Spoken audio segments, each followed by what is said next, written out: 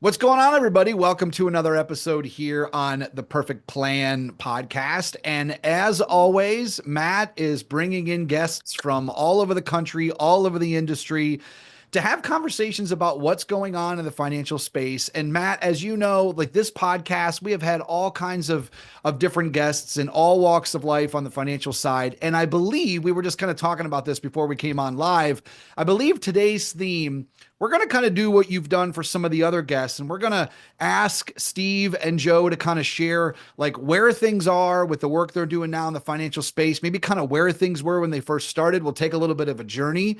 And I think most importantly, as you know, Matt, it's setting the stage for people that watch this. You're building your perfect plan. What are the things that you need to know in today's world when it comes to your finances, your retirement, your insurance, all that good stuff. So Matt, it's good to have you. How you doing? I'm doing well. Actually, this weekend we had a wedding where my daughter hosted the wedding, actually, for about 145 people. My ex-wife, my current wife, my family, their family. It was a wonderful event. She did a beautiful job. I can't say enough about how proud I am of her and how wonderful her husband is.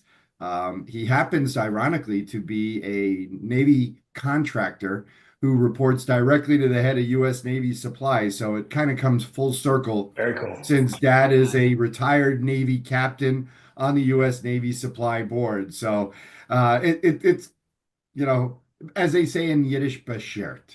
With that, what I want to do here is kind of introduce you to our guest today because one of the things John, is that we're part of the Ridgeback Group, and we're part of the Ridgeback Group now because Brian Murphy and his sons really started that about a year and a half ago after leaving Lion Street.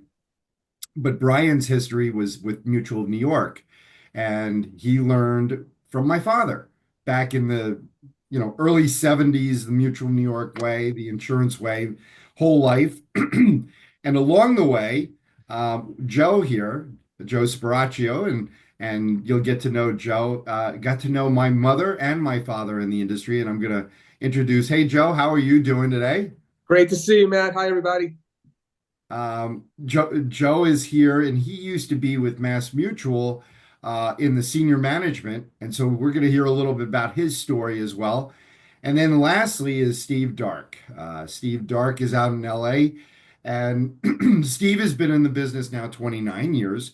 But what's interesting about him is like my background, we start out one way and now we're doing things very differently. And so I'd love to have him share his story about what's unique about his clientele and how he works with his clientele in a special manner that they call on him just like they call on me for my specialty. And so, John, with that, you have your standard questions that you love to go through and kind of tee all this up, and then we'll kind of get into it from there.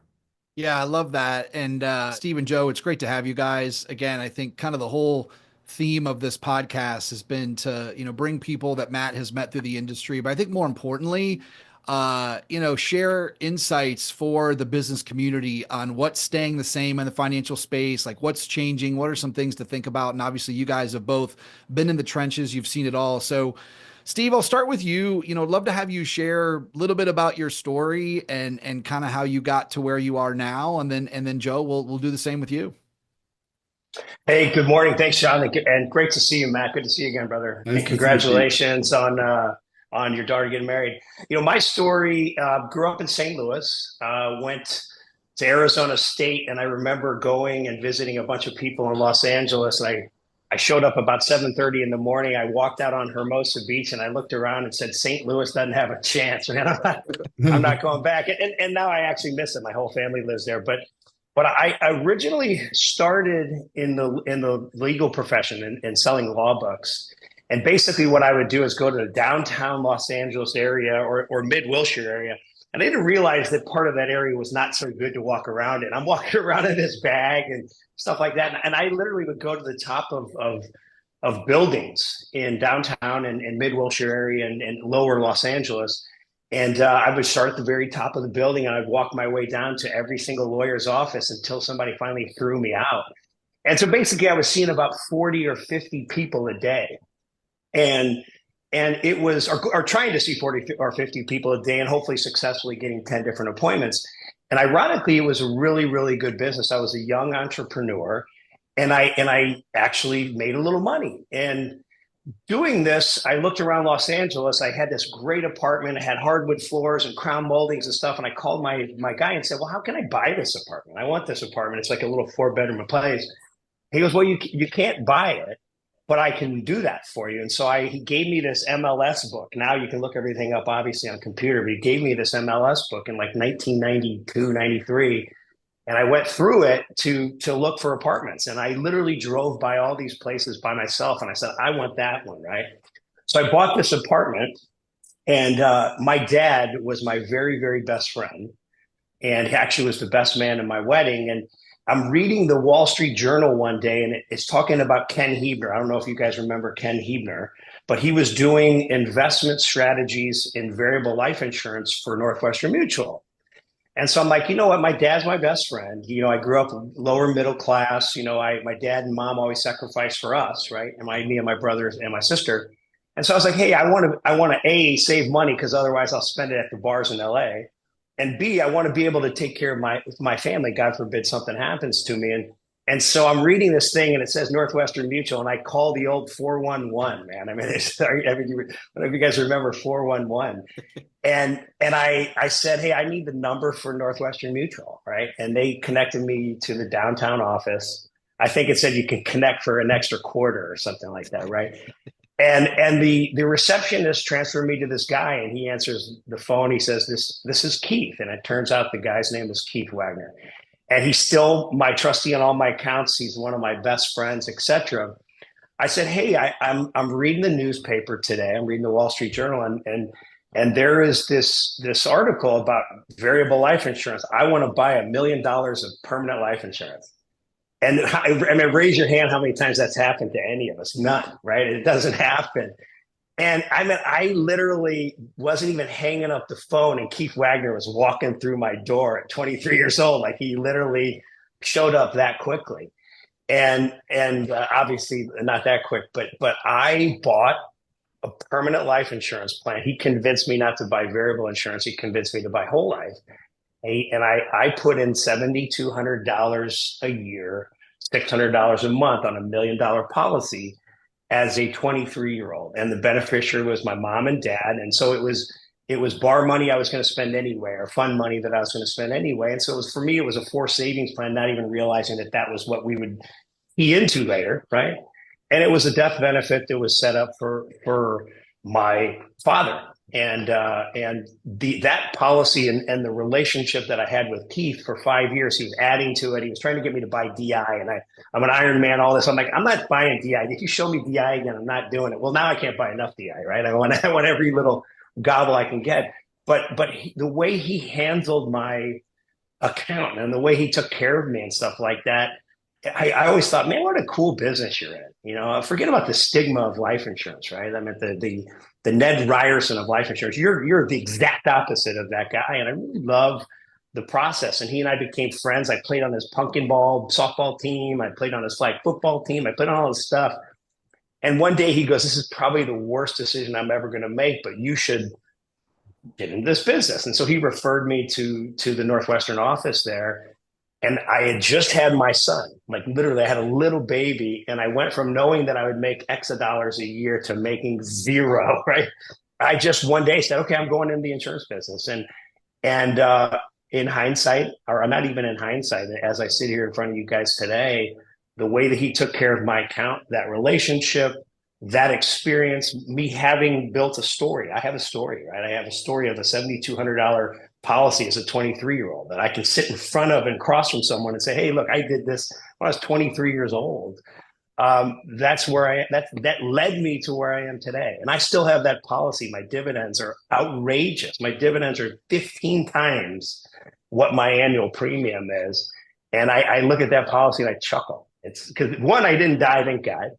And two, what a value proposition. And so it's really hard when I sit down with someone and they're like, yeah, whole life. I'm like, well, let me tell you about my story, right? Let me tell you about this little policy I owned going back to 1993. So You mind if I jump in here for two things, Steve? One, you're talking yeah, to the podcast host, John, has a history in the insurance business that you have not heard. That's one, which is kind of cool because he'll tell you a little bit about that. But two, the fact that you're talking about buying the life insurance at 23, when you're a 23-year-old, you say you're in the insurance business, and they go, "Oh, you do property and casualty?" You go, "No, I do life insurance." They go, "Oh, I don't want to go anywhere near you." yeah, You yeah. know? It's hey, what's really funny about that, Matt? I first of all, I totally concur with you. But I have found over the years, and Joe can testify to this, when people ask me what I do, and I do training classes, right? All of us in the business will go, "Oh, I'm a financial planner, I'm this and that." And really what we show up is with a whole life, right? We show up with a whole life, or we show up with an IUL, or we show up with variable life insurance. All of a sudden, that financial planner turned into a life insurance person, right? And so you said exactly what I say when I meet someone on a plane, when I meet someone in an elevator, when I meet someone at a cocktail party, whatever, is when they ask me what I do, I say, I sell life insurance. And I also do a little bit of this over here and a little bit of that over here, but I sell life insurance. And Matt, what I've really recognized is the more successful someone is, the more they go, what an amazing business you're in. What an amazing thing you do. You don't realize how you help my family, the second generation of this and that and this and that. And it just opens that door wide open as opposed to hiding behind this thing. Because when you show up, you lose credibility when you're slapping down a bunch of whole life illustrations and not showing them, full diversification in the market and this and that. And so I really appreciate your comment. That's the other thing.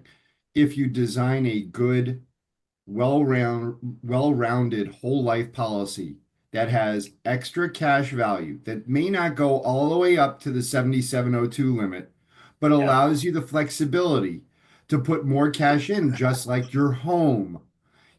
I can pay Yeah. more than my mortgage or I can pay just my mortgage. It's up to Yeah. you what you want to do. As long as the mortgage is paid, you're fine.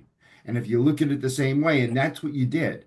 You did that with the whole life at $7,200. You did it with your apartment. I want to own an asset.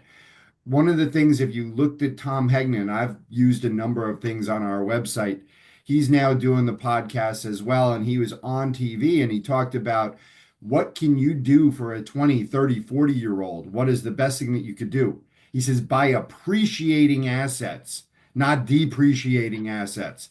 Put it Love in that. something that gains value, not something that's going to lose value. And you did that at 23. And now it's Well, time for, I love to hear Joe because Joe's sitting here patiently and well, has real quick, all of this real quick. information ready to give me. Hey, real quick, Mag. I gotta jump on your comment because that's what I did when I early on. Is I took away the power that someone had over me when I sold them life insurance, and that was by overfunding life insurance. And so what I would tell them first and foremost, what are the really great things about life insurance? Life insurance growth 100% tax deferred. You have the ability to pull the money out tax free in forms of loan. So no tax, no tax, no tax. And three, the death benefit is tax free to your heirs. What are the really crappy things about life insurance? And Joe, you know that I say this. I say it's very expensive. I use the analogy. Look, I went to ASU. I'm not the smartest guy in the world, right? I don't purport to be the smartest guy in the world, but I say whatever. And I say you get punched in the eyeball year one. I said the bad things about what are the downsides of life insurance? It's very expensive early. It takes about this long to have what you put into the policy show up in value. But from there on, it becomes this such appreciating asset.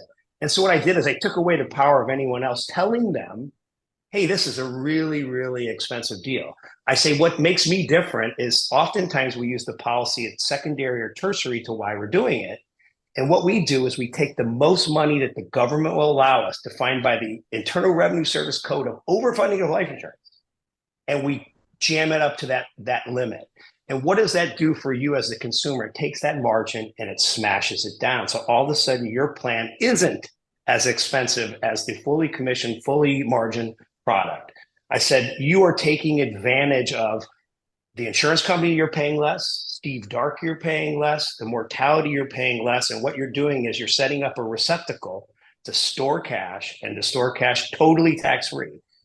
And then I go on further to say, will this out invest a really good market plan? Will this out invest somebody who's really taking care of you? Well, if it doesn't, you need to fire that person anyway. This is just another receptacle to store cash that will be the safest, purest investment that you do. And if you die, your broker's not going to say, "Hey, Matt's the coolest dude in the world. Let's give him $5 million extra." They're not going to do that, but I am. And so I really break it down that simply and rudimentary. That's really my first 8 or 9 years of the business. And so I had to jump on what you said because it's really, really important. Yep. So, Joe. Yes, sir. I've been sitting here patiently. How did you ever meet my family? Well, it's a great story. There's so much legacy in this business, and that's one of the really cool things. I started well over 30 years ago, and similar to Steve and probably you, Matt, and John, and everybody else who's going to be listening. I too had my first policy at 22, and my only regret is that I didn't do more early on, right? Because of all the reasons Steve mentioned. So, that always has inspired me, but a lot of that is caught, not taught. And I've had the privilege of working with and for 3 amazing companies with great people who have helped me all along the way. But there is a little bit of a tendency when you work for a company to be a little bit myopic. And quite frankly, one of the jobs I went for early on, I was told that I was a hard worker. I was I was an advisor at the time, and ultimately became a sales manager and a general agent. But that I didn't have enough industry experience. I was good in my zone, but I didn't have a broad perspective. So I immediately, once I got that feedback after the frustration, I took action. I got involved with the American College. I got involved with NAFA. I got involved with AALU at the time. And it was there that I was embraced by people like your mom and dad, Jane and Bud. And we certainly miss Jane. And when I saw that it was not only about the matters at hand, but that it was a truly a noble profession where incredible people with integrity and markets and vision, it really inspired me. And that's when I went from a little bit more of a transactional type leader to a truly, try to be more visionary and relationship based. So they impacted my life and touched my life so early on in significant ways. And others, of that ilk. I think that's one of the challenges that we're trying to create going forward is how do we maintain, the value proposition and the connection to the industry, because quite frankly, it's under siege from a variety of sources, whether it's potential legislative and regulatory changes, whether it's attacks from people in the media who don't really understand what it is we do. And it's people like your mom and dad who have been at the forefront of the industry, helping us, maintain this wonderful business and industry that helps so many. You bring up the industry, and you bring up some acronyms that some of the people on the podcast may not know: AALU, FinSecca, American College. When did you get involved with the Association of Advanced Life Underwriters, which is AALU and run by Mark Caden? Yeah. A very, very, very prominent organization that is basically providing financial security for all, because they've now gone to FinSecca, and they're promoting and working with the general agents around the country, as well as the advisors who work with the direct consumer, both at the NAFA level and the advanced planning level at FinSecca's advanced planning session. When did you get involved with that organization specifically, and then the American College? Because the American College is an educational, wonderful industry that's been around from Huebner for a long time. Yep. I think it was 1918 or something like that. And you have now George Nichols who's running it. So I mean, just on Dr. Huebner, the human life value is the principle that that life insurance is based upon. So explain that. Well, wait a second. Human life value. Yeah. In fact, that's probably going to be one piece that comes up with that John's going to pull out. Human life value. How do you value it? What is that value? Is it a ton, multiple of salary? Is it a lifetime? How do they come up with that? Yeah, I mean, it's a combination of all of that. An oversimplification is, we insure our cars, we insure our homes, but the value that we present to our family, our communities, our charities, our religious institutions, our businesses is multiples that in some cases are dramatic. So whether it's providing a way to value a person's income and in a time of need allow families to stay in homes, children to stay in schools, small businesses to survive a down economy. That's what we're talking about with the power of life insurance. And oftentimes it's not just about final expenses and death. It's about what that death means to the people who are left behind, whether they're family members or business associates. And the American College, by way of certification and professionalism, is at the forefront of making sure that we as an industry are keeping our knowledge base strong and continuing to grow intellectually. And in conjunction with that, Fonseca and Mark has done a great job, with that. In addition to leading the charge there was a very big merger a few years ago where Gamma and became a part of Fonseca. And I think that was really exciting to me as a distribution leader, because there is so much synergy, and maybe for a while there were lines or division between the top advisor and the heads of distribution. I'm talking about in the field. But now there is an opportunity where coming together, I know we have the Advanced Market Summit coming up for Fonseca, and all the best and brightest from around the industry, top advisors are going to be there. And we just finished, LAMP, which is the #1 conference for firm builders. So general agents, managing directors, sales managers, recruiters, people involved in distribution growth. The coming together and the unity, financial security for all, right, really comes through now, bringing those two organizations together. You bring up LAMP, and specifically the General Agents and Managements Association of Gamma. Yeah. I say that out loud because, again, I've been in the industry long enough. I know all the acronyms and I know where the dead bodies are buried. But I also know that there has been a trend that, MDRT was like always the gold standard for a new agent to kind of make the MDRT. It was a sales goal. The industry has very much changed from salesy to education. Yep. We don't want to sell, we want to educate. Yep. We want people to understand what's going on. The same thing back in 1973 to 74, though, changed.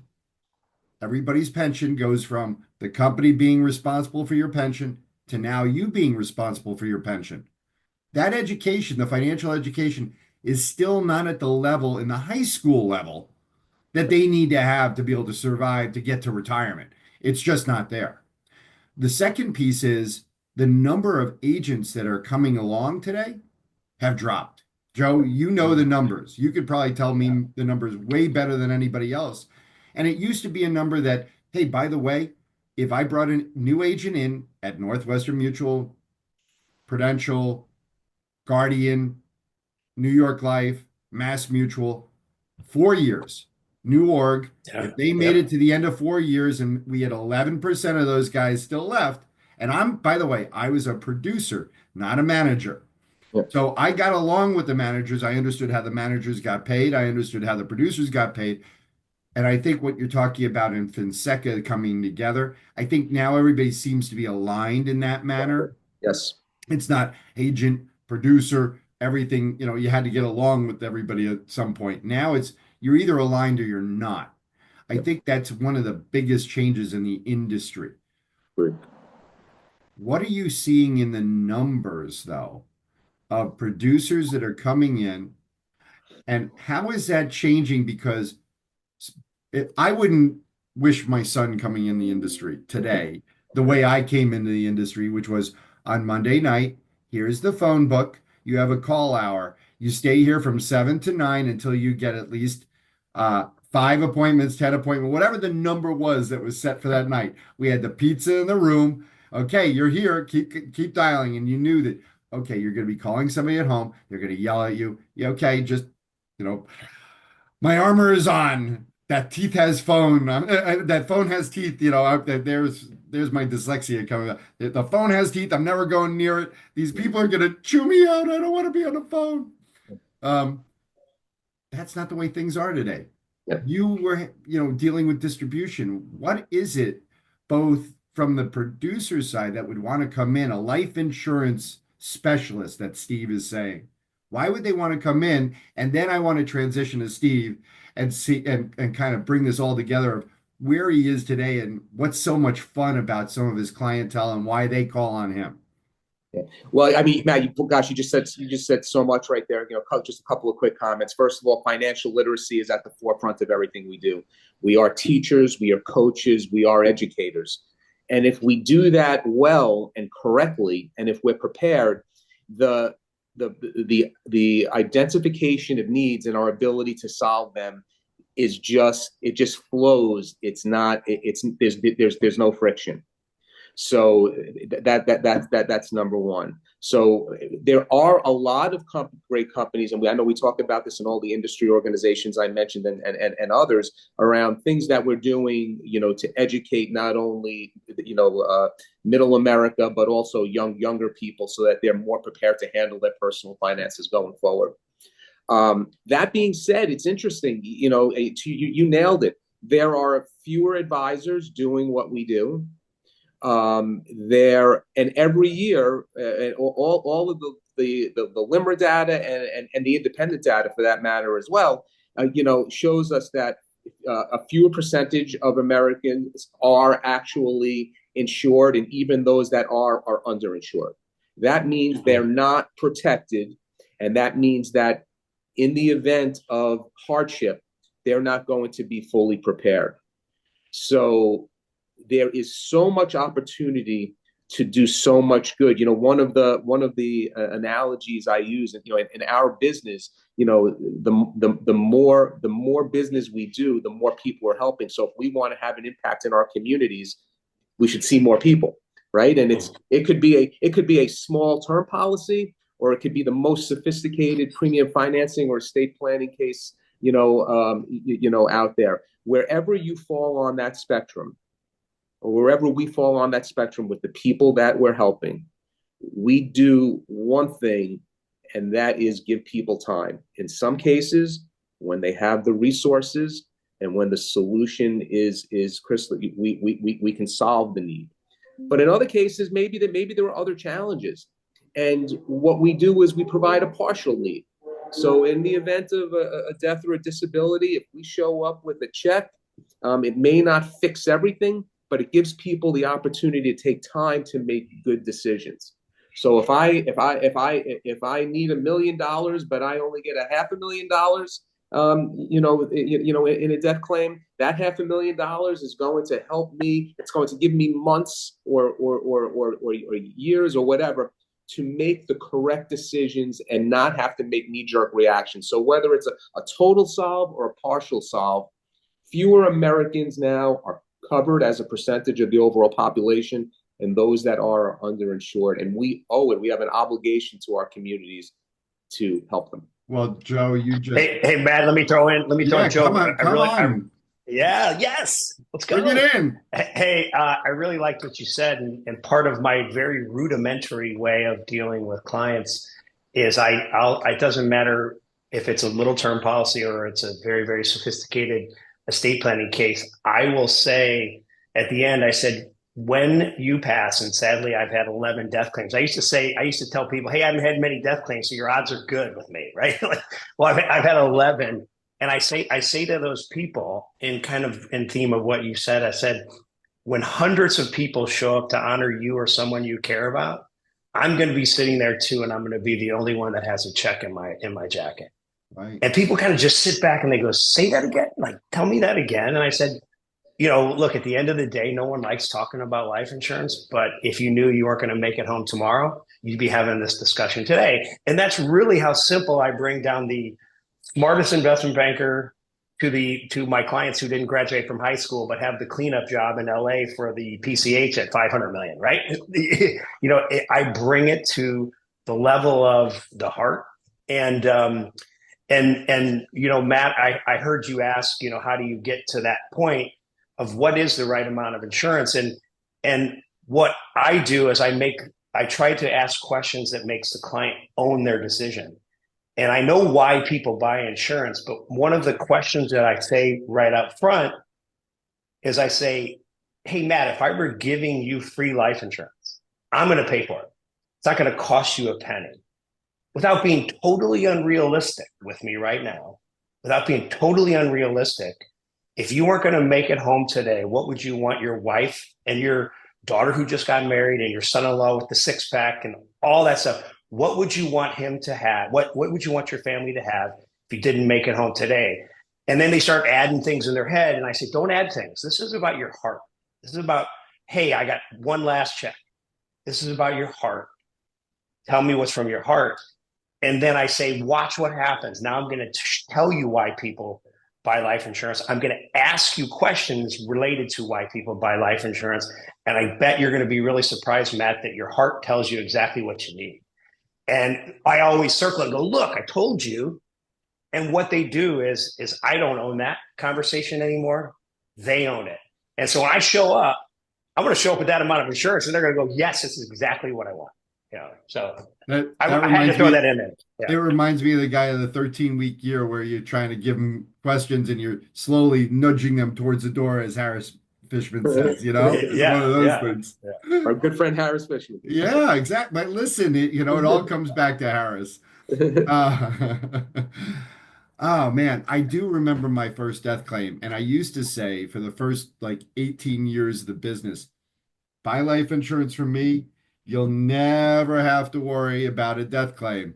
We can put all the money away aside. You'll be able to live off the cash. And oh, by the way, death benefit will never occur.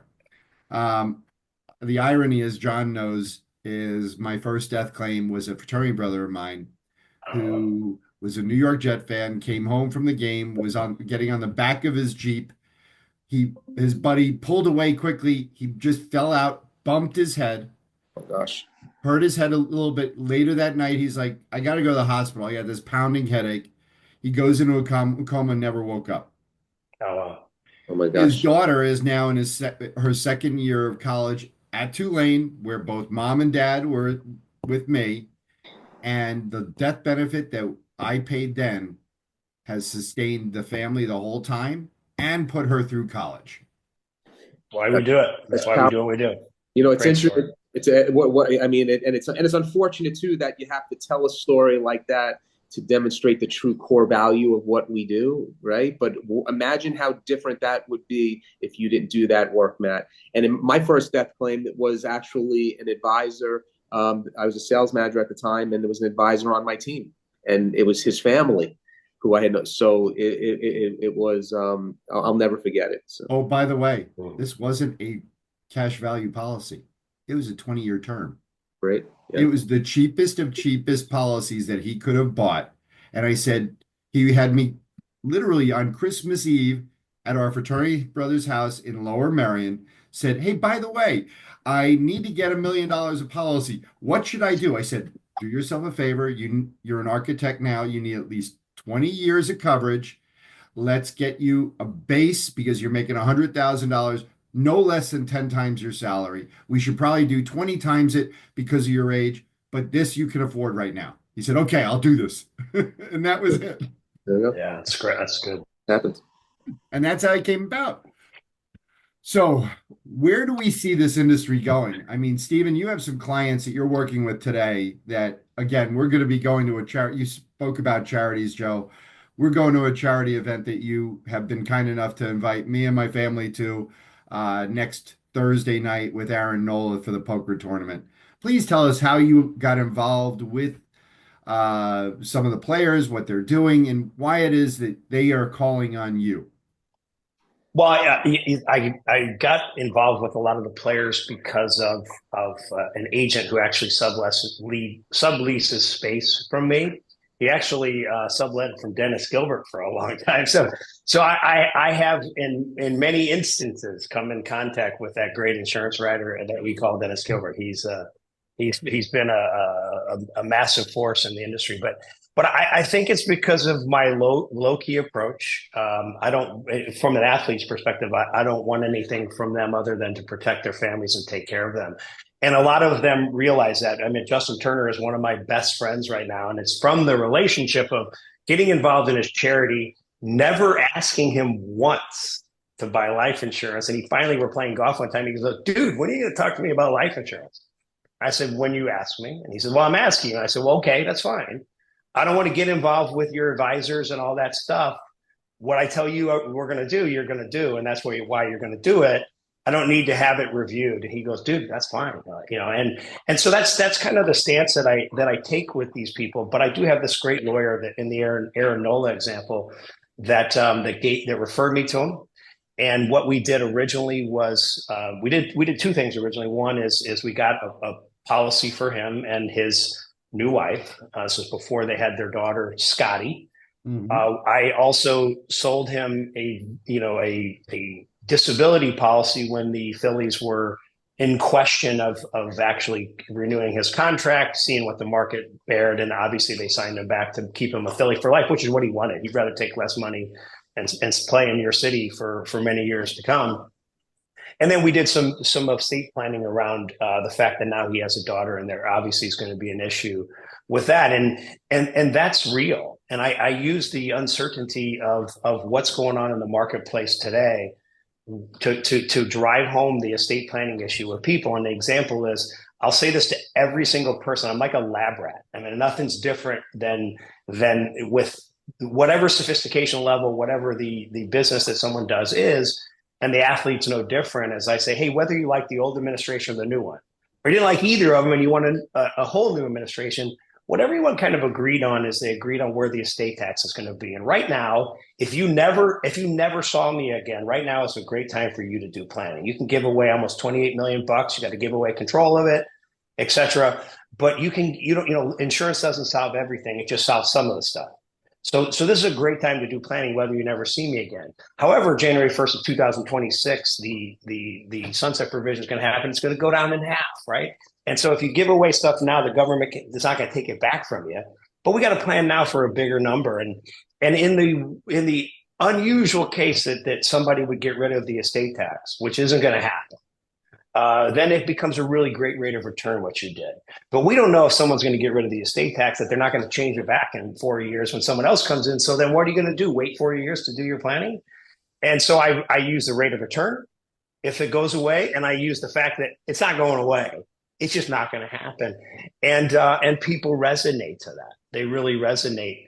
And the uncertainty of what we're dealing with. And as you know now, Trump has said, hey, we're going to keep the sunset provision the way it is. And he's moved on from, trying to get rid of the estate tax. I use that uncertainty and who's going to be in office as a way to push people to do planning that they have to do. And I always take me out of the equation by saying, hey, you don't ever have to talk to me again, but you got to do this planning no matter what. You got to do it with somebody.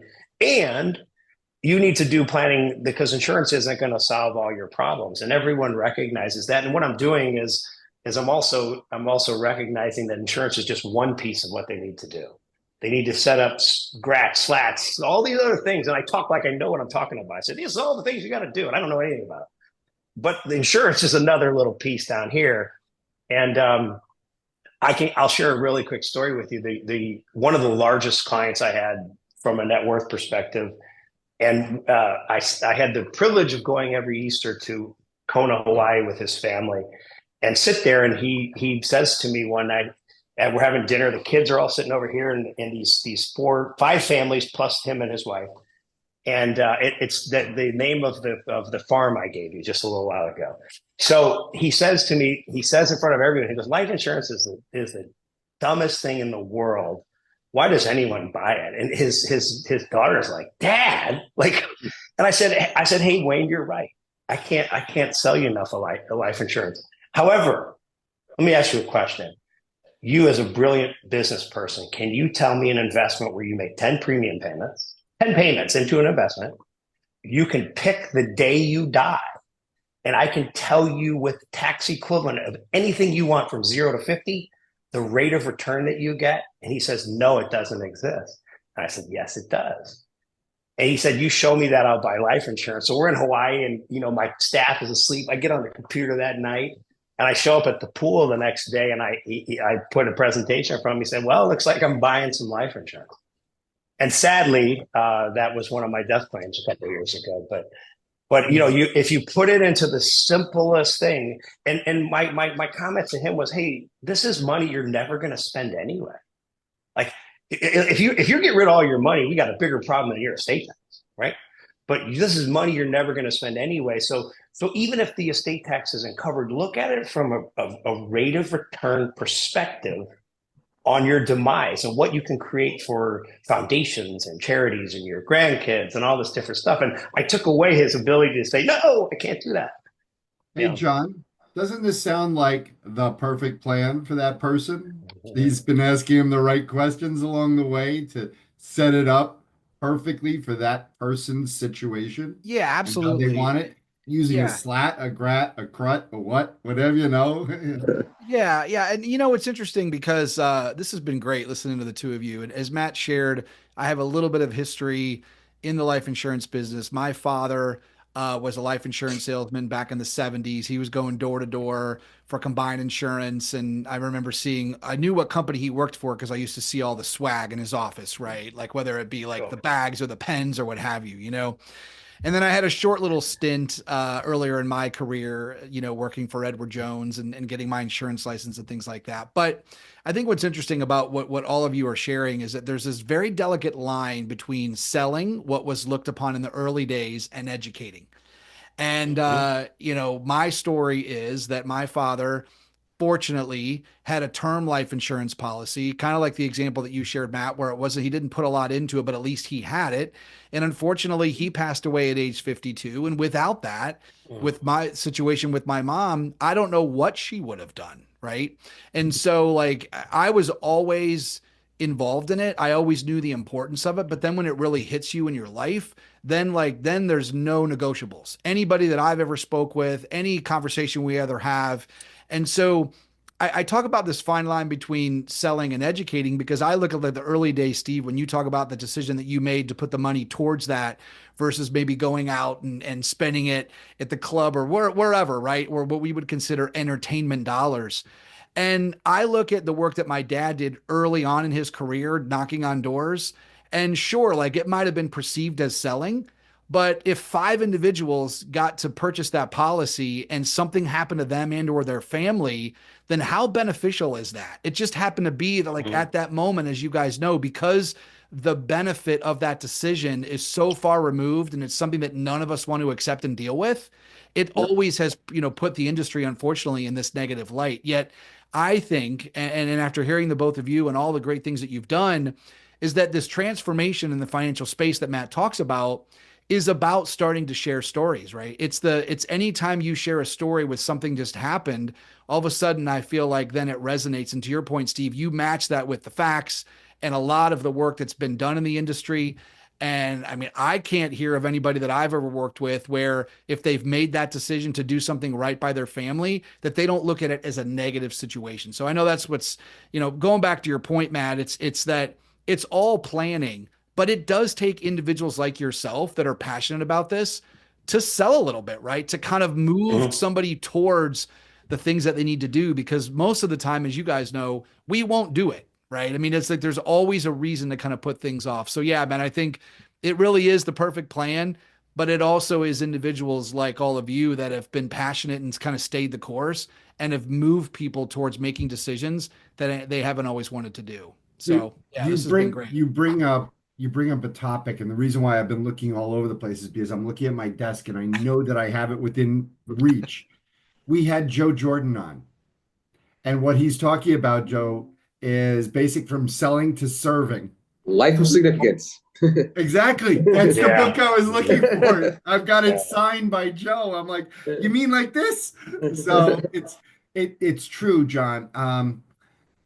What Joe Jordan's message has been, and he's been on before, which he says save early because he was a Great Depression. His mother was a Great Depression baby, and so she saved like crazy, and she ended up with $1 million. That was his story on our podcast at retirement, and he didn't realize that when they started the 401k, that if he had put the money in earlier, he would have had an additional $1 million in his retirement account when he had done it early on. So yes, selling to serving, all great messages, kind of brings everything together, John, Steve, and Joe. I can't wait to spend some time next week with both of you on Thursday. It's going to be a great event. I can't thank you enough for taking your time, sharing your story. We're going to be putting this up over the next month or so. John will take clips out, and you'll have a full video and from YouTube that you can share as well. Do you have any questions for us? I mean, you're going to be joining us in New Orleans. I think all four of us are going to be down there in November for the IBC as well. And you'll be sharing, we're sharing your story. You're going on after AI. So just remember, you can twist your conversation a little bit with regards to that and share what you're doing. So much to learn there. So much to learn and share there. I'm excited. Hey, go ahead. Sorry, Matt. No, what's your question? Well, I wanted to add something to what John says about service, selling to service. Is one thing that has been very beneficial for me is to take away the sale from what they say. And what I do, and everyone has seen Groundhog Day, right? So I literally will, when I'm meeting someone for the first time, say, Matt, don't drive angry. Yeah, hey, yeah. I'm not Ned Ryerson, man. This isn't it. And so what I do is I put out the perception, and I take the perception away. And what I also do is I tell them how all the other things that they're doing are fabulous. The fact that you're doing your qualified plan, here's the great things about it. And 100% you shouldn't buy life insurance unless you're maxing out your qualified plan. And then in the non-qualified, here's all the things you can do. And so when they take it to their advisor, or they take it to their lawyer, or they take it to their accountant, they go, well, what about your oh, Steve told me that. What about that? Oh, he told me that too. Oh, he told me that too. And what I'm doing is I'm taking away their ability to create my practice as the sales practice. And what I'm creating is the service practice by making fun of myself. So I'm gaining control of that situation. And then I'm telling them all the great things that they're already doing, and they shouldn't stop doing any of that. And if they have to move $1 from all the great things they're doing with me to do something with me, don't do it. And so when they get advice on the other side, because everyone's got a guy, everyone's got a gal, he said, oh, Steve already told me all those things. And so that person's just like, why? I've got nothing else to say at this point, right? And so John, I just wanted to make sure that there was a big transition that I made when I gained control of that conversation by already making fun of myself. I use the ASU thing, I use everything to bring myself down. So when I act smart, I can feel smart, Yeah. I mean, listen, I mean, I think it's interesting. I mean, I think what's fun about this conversation is that this is the psychology of the work that you all do and what you've had to do to turn on the light bulb for so many people, right? I mean, I think that's just the way that it is. I mean, I think we can't take for granted, as you guys know so well, the years and years and years and decades of the narrative, whether it be of life insurance or just the financial space in general. And yet when I look back at early charts of mutual funds that I was knocking on doors and sharing people like inside their living rooms and looking at like, had they done that then and what it looks like now, you can't refute it. You cannot refute it. But what we don't always have, as you guys know, is that time, and it's the unknown. So yeah, it's great work. Facts are facts. Yeah, facts are facts. They really are. And the whole AI thing is really interesting. At LAMP, actually, there was a speaker, and he said, there's a lot of anxiety about AI and the role that's going to play in our industry and in business in general. And is it going to replace jobs? And what does it mean to me? And he said something that was very, very telling. He said, AI is not going to replace jobs. People who don't know how to leverage it and use it are going to replace jobs. So in other words, it's incumbent upon us to use all of the tools at our fingertips in order to be as prepared and as smart as we can be. Hey, Joe, open the Bombay doors, Hal. Amen. Okay. That's Nick Bowman's Yeah, yeah, speech. yep. And he will I be know. coming to speak at the IBC. So it's Oh, going to be a lot of fun. awesome. As well as Seth Wasserman, who's going to talk about his, beyond the numbers and the illustrations. Sure. And then That'll be great. actually we just signed today. John Samuels is going to come speak on wellness is part, is Great. part of your financial wellness, your health and wellness, and he's going to talk about how do you manage that. Synergy, yeah. And then lastly, Peter Ricchetti has said that he'll come and do a shorter version of his hour-long speech on the economic update because all it is a short streetcar ride from campus to come visit Super. one of his favorite students and bring some of his students with him to learn something.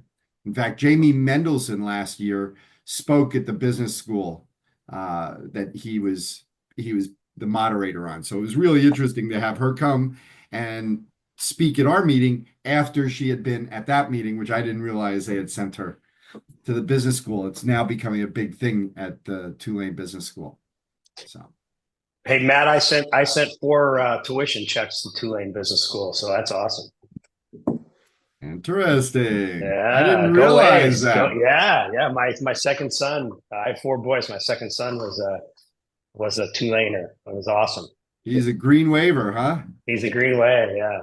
John, you don't know this. I have 18-year-old triplets that are going to college next year. So we need to help a lot of people. Oh my gosh. Hey, your football program, by the way, I root for them. Like it went from they didn't go to the games when my son was there to the games are sold out. And that's amazing. That's so cool. And baseball's always been fabulous. Baseball's great. Wait a second. Great program. Yeah. I still remember our biggest debacle. We were in the first game of the College World Series against Texas, up 7-0 in the second inning. And we lose 8-7. How the hell does that happen? Sports. Yeah. Sports. How the hell does that happen? But we have a quarterback that is right now probably better than the starting quarterback in Chicago since he beat him in the Cotton Bowl. Wow. And he's sitting on the bench behind Baker Mayfield in Tampa. Chris Pratt. Yeah. And he was originally drafted by Green Bay. He's a good quarterback. He's got the arm strength. He's got the knowledge. But I think of all the quarterbacks that were drafted this year, Cam Ward's going to be fantastic. I agree. I think the steal of the draft and really is Jackson Dart. Oh, yeah. I think Jackson Dart is going to – I've seen him play against Tulane. With him, you know who his running back was, right? Frank Gore Jr. Oh, wow. Yeah. You had a NFL running back son behind. I'd agree. He had a pro offense there. This kid is pro ready. Frank Gore was a beast, that's for sure. Exactly. Yeah, I used to go after him in fantasy big time, man. Are you kidding? He was a good pick back in the day. Wait a second. You're in fantasy? I've been running a fantasy league for the 32 years. So only on the Perfect Plan podcast can you go from financial stories, life investments, insurance, and fantasy football and Tulane football, right, Matt? And listen, with last year, the IBC, we had a Friday night dinner, a Saturday Tulane homecoming game, Saturday night dinner at Commander's Palace, Sunday football game, Saints versus Falcons, and then the IBC meeting for Tuesday until Tuesday. Yeah. That's the way to do it. Oh, and by the way, the Pelicans were in town to play Oklahoma.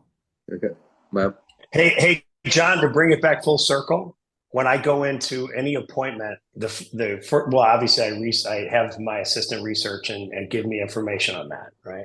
So I would know that he went to Tulane, and I would have that conversation. I would think, dude, my son went to Tulane, right? Right. And the other thing that I do is I'm very observant, and I would look all around his office and things. I would see a place in Hawaii or something that I could. What I'm trying to do the whole time is attached to him.